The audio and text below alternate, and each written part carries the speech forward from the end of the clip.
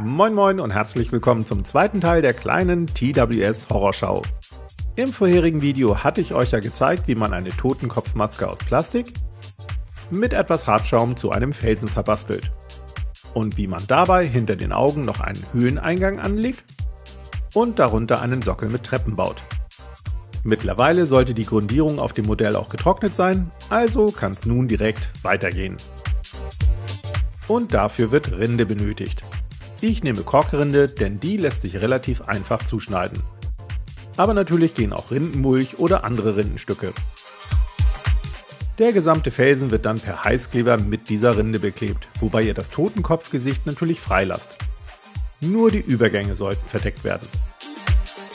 Um die Rinde für den Bodenbereich passend zurechtzuschneiden, braucht ihr eine kleine Säge, zum Beispiel eine Modellbau- oder Japansäge. Bei Korkrinde geht zur Not auch ein scharfes Cuttermesser, aber eine Säge ist definitiv die bessere Wahl. Habt ihr den Felsen grob und möglichst ungleichmäßig beklebt, nehmt euch mit kleinen Reststücken die Lücken vor. Denn so erspart ihr euch, diese Lücken umständlich mit Spachtelmasse aufzufüllen. Und so sollte euer Felsen dann nach der 3D-Heißklebe-Puzzle-Aktion in etwa aussehen. Etwas Spachtelmasse braucht ihr aber trotzdem. Denn der Übergang zwischen Rinde und Totenkopfgesicht soll ja durchaus organisch wirken. Ich verwende Fertigspachtel, der eine zähe und damit ideale Konsistenz hat. Füllt damit großzügig die Fugen an den Übergängen auf und verstreicht die Spachtelmasse einigermaßen mit einem passenden Modellierwerkzeug. Schnappt euch dann einen alten und großen Borstenpinsel und feuchtet ihn an. Mittels Tupfbewegung wird die Spachtelmasse nun mit der rauen Rinde und dem glatten Plastikgesicht verblendet. Dabei könnt ihr gerne auch auf weitere Bereiche des Gesichtes tupfen, um dort ebenfalls für etwas Struktur zu sorgen.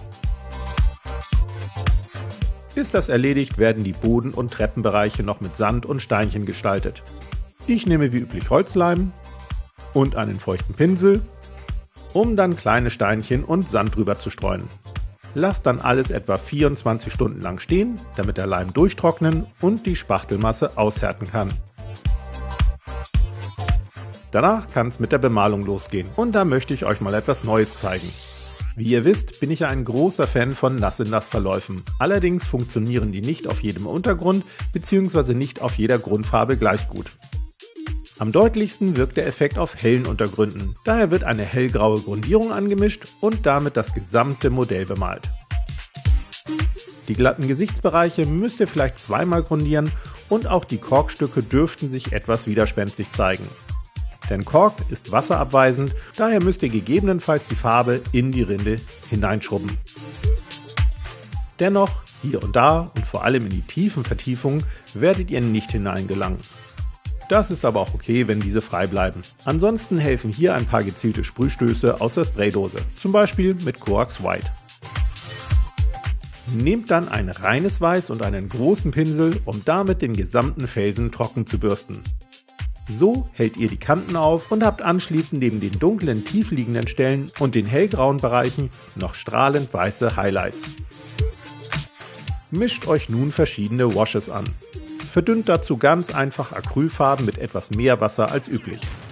Ich habe neben einem mittleren Grau noch einige Braun- und Sandtöne angemischt. Denn das mittlere Grau ist der Hauptwash, mit dem nun der gesamte Felsen flächendeckend bemalt wird. Die anderen Washes werden dann für Nass-in-Nass-Verläufe hineingetupft. Immer ganz unregelmäßig, manchmal übereinander und manchmal deutlich voneinander getrennt. Arbeitet euch Schritt für Schritt auf eurem Modell voran, um dann ganz zum Schluss mit einem schwarzen Wash gezielt für Schatten zu sorgen. Tupft den schwarzen Wash dazu in ausgewählte Vertiefungen, außerdem könnt ihr damit noch frei gebliebene Stellen einfärben. Achtet bei alledem nur darauf, dass sich nirgends Pfützen bilden und deckt euren Arbeitsplatz gut ab.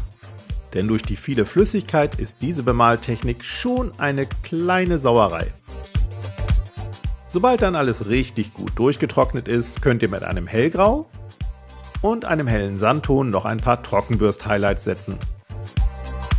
Danach wäre euer Totenkopffelsen dann aber auch schon spielbereit. Und wie im vorherigen Video gesagt, könnt ihr in so einen Felsen natürlich auch eine Beleuchtung für die Augen einbauen.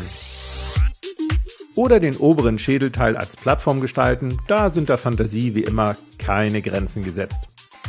Ich bin gespannt, was euch alles einfällt und wie eure Totenkopffelsen aussehen werden. Entsprechend wünsche ich euch ganz viel Spaß beim Nachbasteln und wir sehen uns dann nächsten Freitag. Bis dann!